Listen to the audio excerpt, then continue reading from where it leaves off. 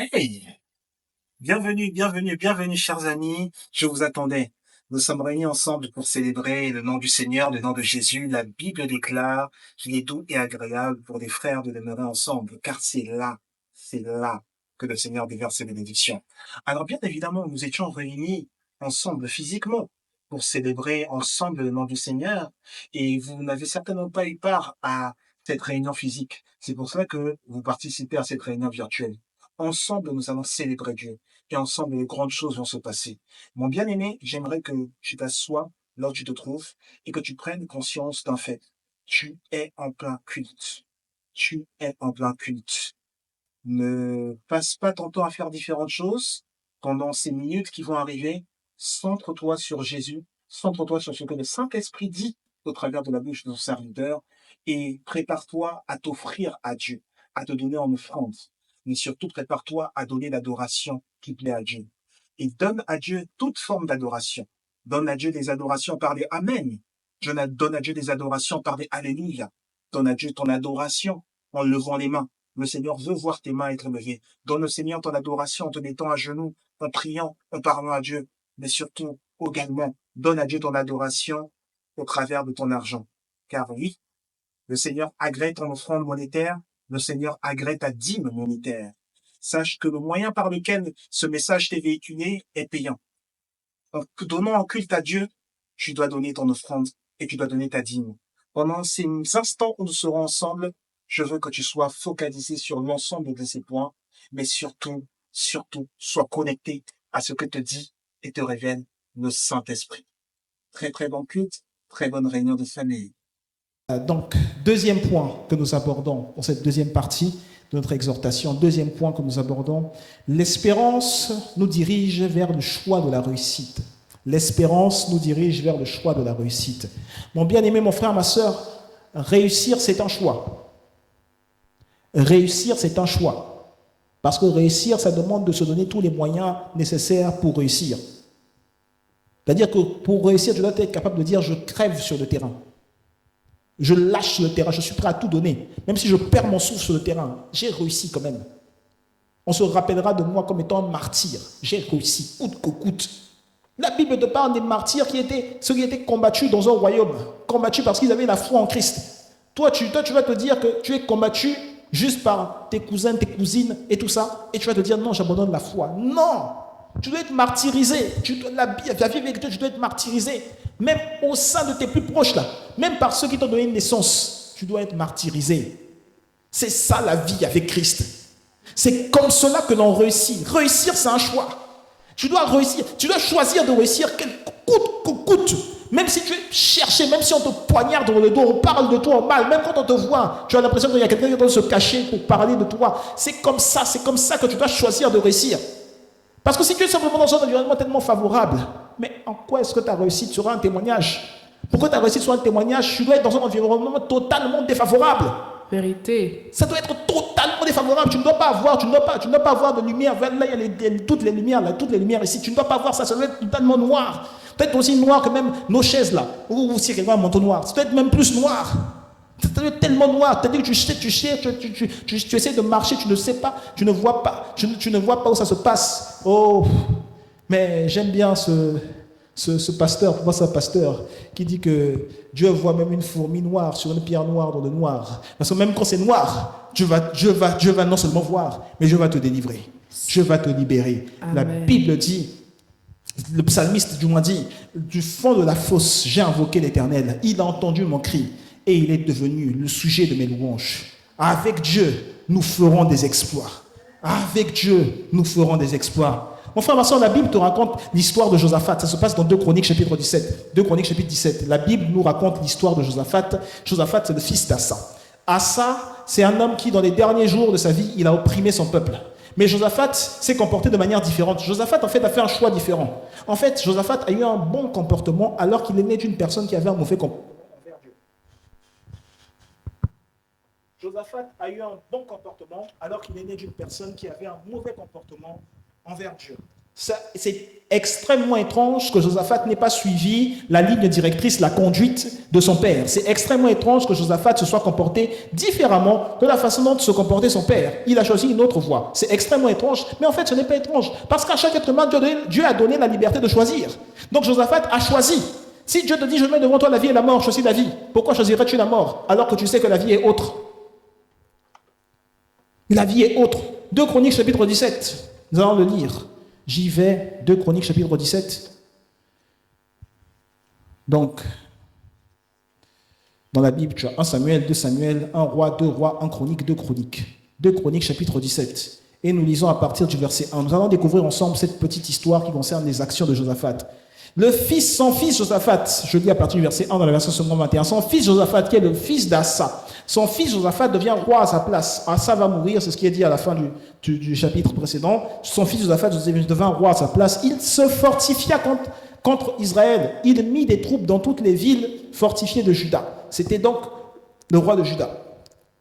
Et des garnisons dans le pays de Juda et dans toutes les villes d'Éphraïm dont son père Assa s'était emparé.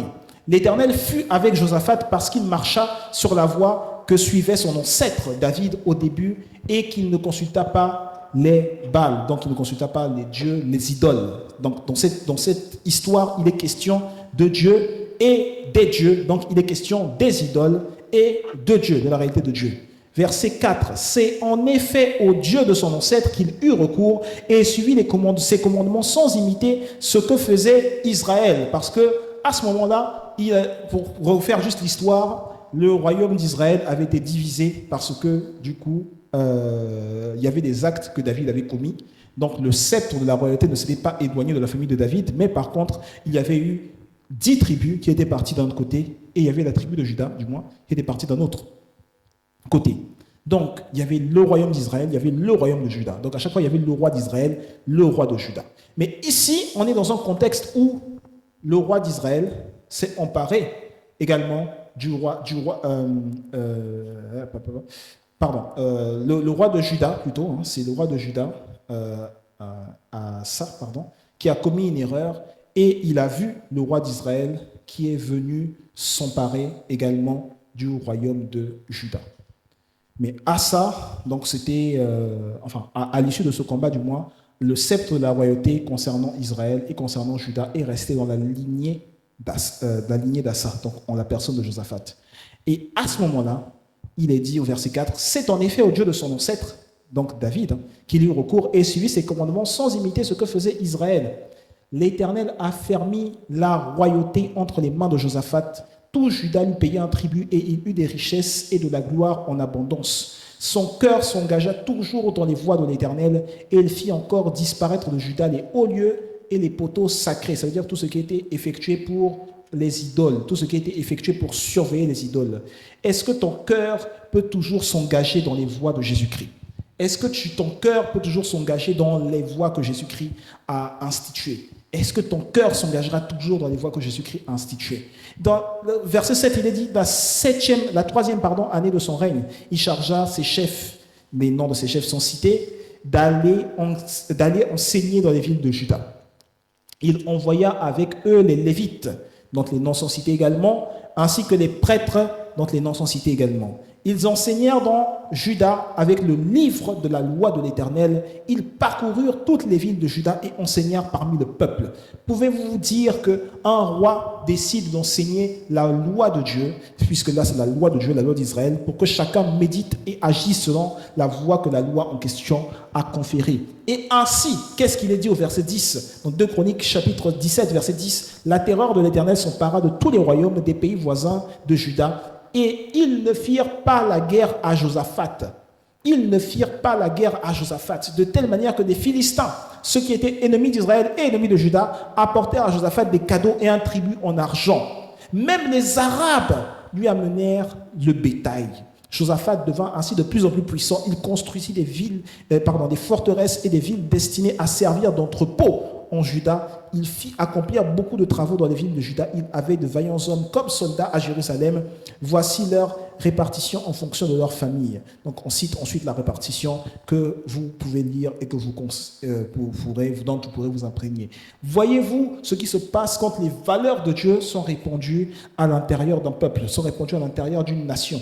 Et pourtant, on le dit encore une fois, Josaphat a choisi de mener une vie différente de celle d'Assa, son père. Il a choisi une voie différente. C'est-à-dire que tu es capable aujourd'hui de choisir une vie différente de la vie qu'ont choisi tes parents. Tu es capable de choisir une vie différente de la vie qu'a choisi ton frère, qu'a choisi ta sœur. Tu es capable de vivre une vie totalement différente. Et d'ailleurs, c'est normal que tu vives une vie différente d'eux. Parce que même des jumeaux qui sont même dans le ventre de leur mère, ils ne naissent pas exactement à la même seconde. Ils ne sortent pas exactement à la même minute même. Il y en a un qui sort après l'autre et l'autre suit peut-être minimum 1 minute après. Ça veut dire que les jumeaux, ils ont chacun leur calendrier, ils ont chacun leur heure devant Dieu. Donc toi aussi, tu as ton heure devant Dieu. Et crois-moi, si tu t'occupes de ce que te disent tes proches, le jour du jugement, tu seras seul devant Dieu et tu n'auras pas de justification à donner. Parce que Dieu ne s'occupera pas de ce qui s'est passé avec X, avec Y. Dieu dira, qu'est-ce que tu as fait de ce que j'ai mis en toi?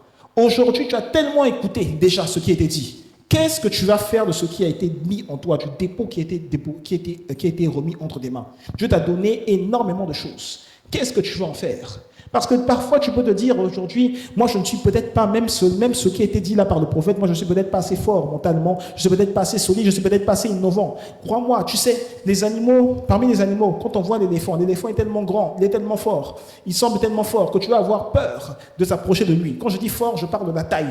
Il a une très grande taille, tu vas avoir peur de s'approcher de lui. Mais le lion, même quand il voit l'éléphant, le lion peut sembler, même s'il ne s'approche pas de lui, le lion peut rugir quand il voit l'éléphant. Pourquoi? Parce que la défense de l'éléphant, c'est sa taille. Mais la défense du lion, c'est son rugissement. Dieu a placé dans le rugissement du lion un élément de sa défense. L'aigle, quand on parle de cet aigle, dont plusieurs aujourd'hui, même tout le règne animal s'inspire, l'aigle peut voler tellement haut, il ne sera ni saisi par l'éléphant, ni vu par le lion, il n'écoutera même pas les rugissements du lion. En fait, l'aigle vole haut dans ce milieu aérien. Pourquoi? Parce que dans la défense de l'aigle se trouve dans le milieu aérien. Mais laisse-moi te dire que la défense de l'homme, Dieu l'a placée dans son cerveau. Dieu a placé ce qui permet à l'homme de se défendre à l'intérieur de son cerveau. Notre Dieu a créé l'être humain de manière à ce que le cerveau travaille tous les jours afin de lui donner une espérance. J'aimerais que tu dises Amen à cela. Dieu a créé le cerveau humain de manière à ce que tous les jours, le cerveau travaille afin de donner de l'espérance. Alors, mes bien-aimés, comment se passe ce service? Est-ce qu'il se passe bien? J'espère que vous êtes à l'aise dans votre adoration que vous donnez au Seigneur. Je le rappelle, la Bible dit qu'il est doux et agréable pour des frères de demeurer ensemble, car c'est à cet endroit que le Seigneur déverse ses bénédictions. J'aimerais que pendant ces instants, tu saches que le Seigneur veut dire du bien de toi. Le Seigneur veut te dire du bien. Donc j'aimerais que tu te focalises pendant ces instants sur ce que le Seigneur est en train de te dire, sur la manière dont le Seigneur est en train de s'adresser à toi. Quand le Seigneur s'adresse à toi, sache que ta présentation devant le Seigneur compte. Et dans ta présentation devant le Seigneur, il y a ta posture. Dans ta présentation devant le Seigneur, il y a ta gestuelle. Ta présentation devant le Seigneur, il y a ton langage. Nous sommes en plein culte. Aie un langage adéquat à ce qui concerne le culte. Aie des actions adéquates à ce qui concerne le culte. J'aimerais que ta main ne soit pas fermée, tout comme la main de Jésus n'est pas fermée. Si la main de Jésus est prête à donner, ta main doit être également prête à donner. Mon bien-aimé, j'aimerais que pendant ce service, tu penses à donner ta dîme et ton offrande au Seigneur. Au travers des moyens qui sont les nôtres, nous avons plusieurs moyens qui s'affichent d'ailleurs en dessous de cette vidéo, qui s'affichent également dans les commentaires pour effectuer des dons au Seigneur, pour effectuer des dons à son Église. J'aimerais que tu sois participant de l'avancée du royaume et que tu sèmes dans cette parole que tu es en train d'écouter, que tu sèmes dans ce moment de prière qui est le tien maintenant, que tu sèmes en adorant Dieu avec ton argent et que tu saches que lorsqu'on est un culte, on ne se présente pas dans une attitude qui garde la main fermée. Mais on possède une attitude de main ouverte. Aie la main ouverte de la même manière dont tu veux que Dieu ait la main ouverte pour toi. Et sache que ta prière, qui est une offrande, doit être accompagnée d'une offrande forcément monétaire. Les prières de Salomon étaient accompagnées d'offrandes. Les prières de David étaient accompagnées d'offrandes. Les prières de Josaphat étaient accompagnées d'offrandes. Même la prière de Jabet, qui a voulu que Dieu élargisse son territoire, était accompagnée d'offrandes. Les prières que Paul effectuait, qui avait le souci de toutes ces églises, étaient accompagnées d'offrandes. Paul était faiseur de comptes, il faisait des offrandes aux églises. Et les gens qui recevaient Paul lui faisaient des offrandes. J'aimerais que ta prière soit accompagnée d'offrandes alors que tu sèmes via le compte PayPal, alors que tu sèmes sur le compte bancaire, et le Seigneur ne manquera pas d'effectuer de merveilleuses choses dans ta vie. Je crois au Seigneur Jésus-Christ, je crois en ses miracles, et je crois en ce qu'il fait pour toi, et je crois que sa main est ouverte pour ta vie, et de la même manière, ouvre-lui ta main et donne-lui ton cœur. Tu es béni. Mon bien-aimé, je poursuis ce message en te disant que ton cerveau est un gain précieux pour ta réussite. Si l'espérance me conduit à la réussite, c'est ce que nous disons, ce que nous abordons dans ce deuxième point, c'est parce que mon cerveau accepte de chercher les moyens que j'ai pour réussir. C'est mon cerveau qui se dirige vers les moyens que j'ai pour réussir. Ce n'est pas le cerveau de X, ce n'est pas le cerveau de Y. Ne compte pas sur X, sur Y pour te faire réussir. C'est ton cerveau à toi qui te fait réussir. Cela peut prendre du temps d'accéder à ce niveau de réussite. Mais le fait de travailler, le fait de réfléchir, le fait d'analyser, mon bien-aimé, tu n'as pas fait ces études que tu es en train de faire par hasard. Tu n'as pas eu des interactions avec ce mentor-là par hasard dans ton domaine. La Bible déclare que les pas du juste sont affermis par l'Éternel. Donc, même quand en fait, le fait que tu te sois dit, je réfléchis, je vais, ce n'est pas guidé par toi-même que tu es allé. C'est Dieu qui a affermi tes pas en passant par ton cerveau. Donc, le moyen par lequel Dieu te parle ici, concrètement, en fait, en réalité, tous les jours, c'est par ton cerveau. Donc, quand tu cherches, tu dis, Dieu parle-moi, Dieu te parle par ton cerveau. Dieu te parle par ta réflexion. Dieu te parle par ton cerveau. Dieu te parle par ta réflexion. Donc, tout ce par quoi tu es passé, tu n'es pas passé par là par hasard. Ton cerveau doit te pousser à réfléchir, à visualiser les choses que tu vis, que tu traverses, et à en tirer profit. Si tu es passé par un malheur, tu ne dois pas t'appesantir sur le malheur. Non, ton cerveau doit t'aider à réfléchir, à te dire, en fait, je suis passé par là. Mais non seulement je peux me relever, mais en plus je peux prospérer. Parce que mon échec, peut-être d'hier, peut me permettre de faire plus attention maintenant pour que j'obtienne ma victoire demain. Parce qu'un enfant, quand un enfant, on lui interdit d'aller toucher à quelque chose, à la prise électrique, l'enfant va toujours essayer. Il va essayer, il va essayer, il va essayer. Peut-être un jour, le parent a le dos tourné. Le parent qui lui disait non, il a le dos tourné. Et puis l'enfant va essayer. Et quand l'enfant va toucher, brrr, ça va l'électrocuter. Et il va savoir, ah oui, je me suis électrocuté là. Maintenant, je ne ferai plus ça. Ton cerveau doit être capable de te faire tirer profit des leçons que tu as acquises quand tu échoues. Si tu fais chaque jour la même chose et que tu vois que ça ne produit pas de résultat, ton cerveau doit te pousser à réfléchir, à te dire, en fait, cette méthode-là par laquelle je pratique, par laquelle je passe, ça ne produit pas de bons résultats. Parce que je suis là, dans cette circonstance, je suis dans cette circonstance depuis un mois, je suis dans cette circonstance depuis 2 semaines, je suis dans cette circonstance depuis 2 mois, ça n'a pas changé. Il faut que ton cerveau te mette à réfléchir et que tu te dises, puisque ça n'a pas changé, je dois me mettre à agir différemment. Et ce n'est pas X, ce n'est pas Y d'intervenir. Quand Dieu t'a créé, c'était ta vie à toi. C'est pour ça que tu as ton prénom à toi. Toi, tu as ton prénom, l'autre aussi a son prénom. Dans son prénom, le prénom de l'autre, il y a sa vie à elle. C'est pas ta vie, c'est la vie à elle. Toi aussi, tu as ta vie à toi. Donc, tu construis ta vie à toi en réfléchissant. Tu construis ta voie en réfléchissant. Et troisième élément, j'ai beaucoup de choses à dire, mais je préfère terminer juste par là. Alors que Josaphat a fait donc ce choix, troisième élément, il y a quelque chose qui m'intrigue dans le choix de Josaphat, mais on va l'analyser dans le troisième élément, c'est que l'espérance m'oriente vers le choix de la bénédiction et non le choix de la malédiction. L'espérance m'oriente vers le choix de la bénédiction et non le choix de la malédiction.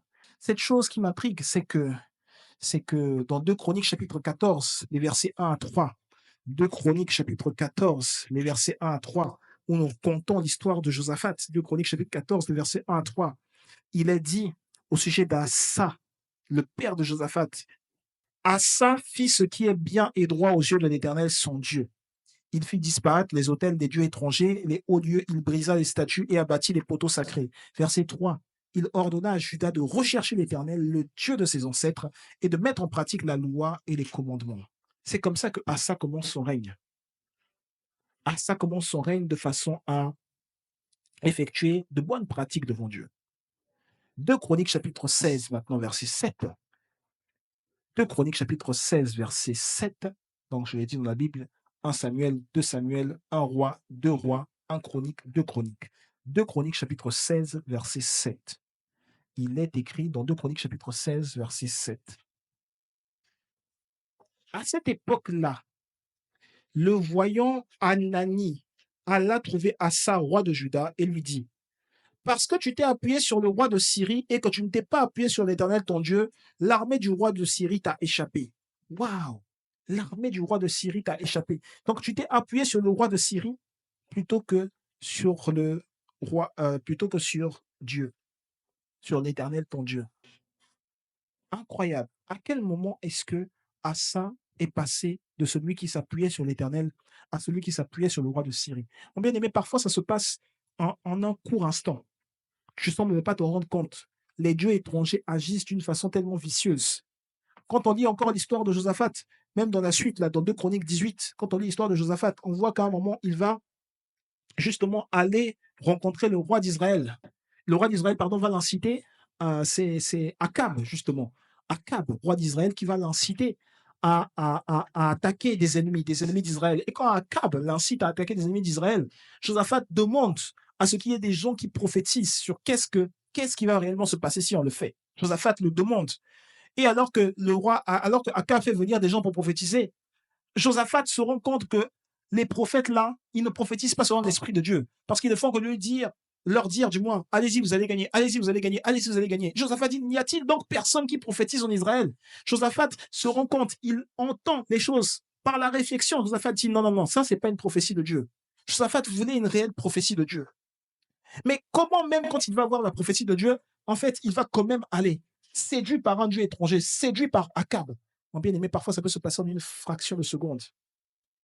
Ça peut se passer en une fraction de concernant Asa. Asa a été séduit. Il s'est appuyé sur le roi de Syrie plutôt que de s'appuyer sur l'Éternel son Dieu. Ça peut se passer en une fraction de seconde. Alors, il s'est appuyé sur le roi de Syrie au moment où il y avait quelqu'un, c'est le roi d'Israël, Baïcha, qui l'attaquait, plutôt que de s'appuyer sur l'Éternel son Dieu. Donc, tu peux te trouver en danger comme ça et tu ne décides de ne plus t'appuyer sur Dieu. Je te dis, on te dit, il y a une autre voie pour te sortir du danger. Cette voie-là, on te la propose. Et très, très souvent, ce sont tes proches qui te proposent cette voie. Ce sont tes proches qui te disent, ici, c'est mieux. Là-bas, c'est pas bon. Ici, c'est mieux. Là-bas, c'est pas bon. Ce sont tes proches qui te proposent cette voie. Et cette voie-là est différente de la voie de Dieu, la voie que Dieu avait instituée pour toi. C'est pourquoi tu dois toujours te rappeler, toujours te souvenir de qu'est-ce qu'il y avait à l'origine au moment de ton appel. Qu'est-ce que Dieu t'avait montré au moment de ton appel? Qui avait-il? Qui avait-il? Qu'est-ce qu'il y avait?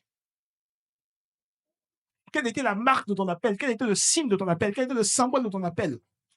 Tu étais appelé à être semblable à l'image du Fils de Dieu. Quel était le signe de ton appel? Matthieu 25, verset 23. Matthieu 25, verset 23. Il est écrit, son maître lui dit, c'est bien, bon et fidèle serviteur. Tu as été fidèle en peu de choses, je te confierai beaucoup. Tu as été fidèle en peu de choses, je te confierai beaucoup. La bénédiction, c'est lorsque le maître parle. Le maître dit de bonnes choses sur toi. Il dit, tu étais fidèle en peu de choses, je te confierai beaucoup. Mais dans le Proverbe 14, verset 35, il est dit que que la malédiction est réservée à celui qui a honte. Donc, ça veut dire que la malédiction passe par la honte pour s'effectuer. Proverbe 14, verset 35. Le chemin de la malédiction, c'est la honte. Si tu as honte de quelque chose, c'est-à-dire que même quand Dieu te parle, si Dieu te parle de quelque chose, Dieu te parle d'un sujet, et que concernant ce sujet en question, tu manifestes de la honte parce que tu te dis j'ai mal agi. Donc tu as honte de ce que tu as fait. Eh bien, la malédiction passe par là. Proverbe 14, 35. La faveur du roi est pour le serviteur avisé, et sa colère est pour celui qui fait honte. La colère du roi. Ici, on est en train de parler de Dieu. Parce que le texte parle de Dieu, parle de l'Éternel comme étant Dieu. Donc, la colère du roi est pour celui qui fait honte. Si Dieu est en colère, donc Dieu dit quelque chose de mal à ton sujet. Donc, la chose de mal dire, c'est la malédiction. La colère du roi. Comment est-ce que lorsque Dieu cherche Adam et Ève, dans Genèse 3, dans le jardin, Adam et Ève, il n'arrive pas à les trouver. Et alors qu'il les cherche, il a besoin encore, il a besoin de les appeler. Et Adam se présente en disant, j'ai eu honte parce que j'étais nu. Mon bien-aimé, que la honte ne soit pas ton partage. Que la honte ne soit jamais ton partage. L'espérance t'emmène vers le choix de la bénédiction, pas vers le choix de la malédiction. Ça peut se passer en une fraction de seconde, mais ma prière, c'est que Dieu nous garde. Que l'espérance nous emmène vers le choix de la bénédiction, jamais le choix de la malédiction. Que tu te rappelles toujours du signe, du symbole, du signe de ton appel. Du signe. Josaphat s'est rappelé, même par son intelligence, alors que son intelligence travaillait, Josaphat s'est quand même rappelé, il s'est dit, est-ce qu'il n'y a pas de prophète en Israël? N'y a-t-il pas un prophète en Israël qui sait véritablement dire les oracles de Dieu? Le prophète est arrivé, le prophète a dit, vous allez perdre quand vous allez partir. Josaphat a vu le signe. Mais même quand il y a eu le signe, Josaphat a dit non. Josaphat a dit, il s'est encore laissé séduire. Il est parti. Et il a bien failli mourir. Quand on lit cette histoire dans 2 Chroniques 18, il a bien failli mourir. Et le roi d'Israël en question est effectivement mort alors qu'il est parti. Mon bien-aimé, j'aimerais que lorsque tu es sur le signe, lorsque tu es conscient du signe de ton appel, j'aimerais que non seulement tu ne négliges pas le signe de ton appel, mais que tu fasses les choses, les actions, tu mènes les actions en étant orienté vers le signe de ton appel. À l'église PEM, on parle énormément du travail. Si vous vous rappelez, les messages, ceux qui me fréquentent savent que s'il y a quelque chose que tu vas apprendre de moi, c'est travail, travail, travail, travail, travail. Tu te reposeras quand tu seras mort. La vie, elle est faite pour travailler. C'est le gain le plus précieux d'un homme, c'est l'activité. C'est le gain le plus précieux d'un homme. Celui qui va se donner à la paresse, celui-là va se donner celui-là va laisser la pauvreté gagner sa vie. Je ne laisserai aucune forme de pauvreté, ni physique, ni spirituelle, ni monétaire, gagner ma vie. Jamais, jamais, jamais. Dans le signe de mon appel, il y avait la richesse. Je ne peux pas laisser un seul élément qui va à l'encontre du signe de mon appel. Et ma prière, c'est que tu ne laisses aucun élément qui va à l'encontre du signe de ton appel gagner ta vie. Ma prière, c'est qu'aucun élément à l'encontre du signe de ton appel ne gagne ta vie. Dans le nom puissant de Jésus-Christ, nous allons prier pour clôturer ce moment.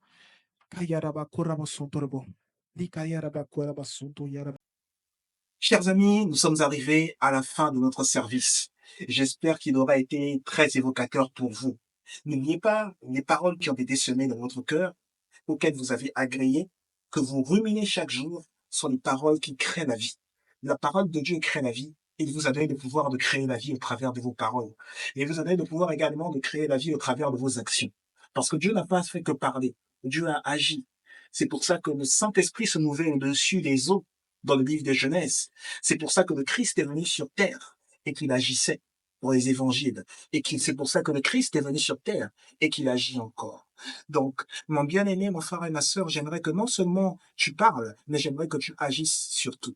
Que tu ne te limites pas simplement à dire des choses, mais que tu les appliques au quotidien. Celui qui ne fait que parler n'avance pas. Mais celui qui agit avance. Ce sont des actions dont on a besoin, plus que d'autres choses. Et parmi ces actions dont on a besoin ici à l'église, pour recevoir cette parole, tu utilises un moyen qui demande de l'argent. Nous dépensons un certain nombre de sous pour que ce message te parvienne. Crois-moi, si tu veux être partenaire, si tu veux être une personne qui fait partie de ceux qui se battent pour que le royaume de Dieu avance, la place est grandement ouverte. Mon cher ami, je t'offre l'occasion, l'opportunité de semer dans cet évangile qui t'a touché, qui t'a marqué, et pour lequel tu vas obtenir des choses que tu as demandées, et pour lequel tu as déjà obtenu tout ce que tu as demandé.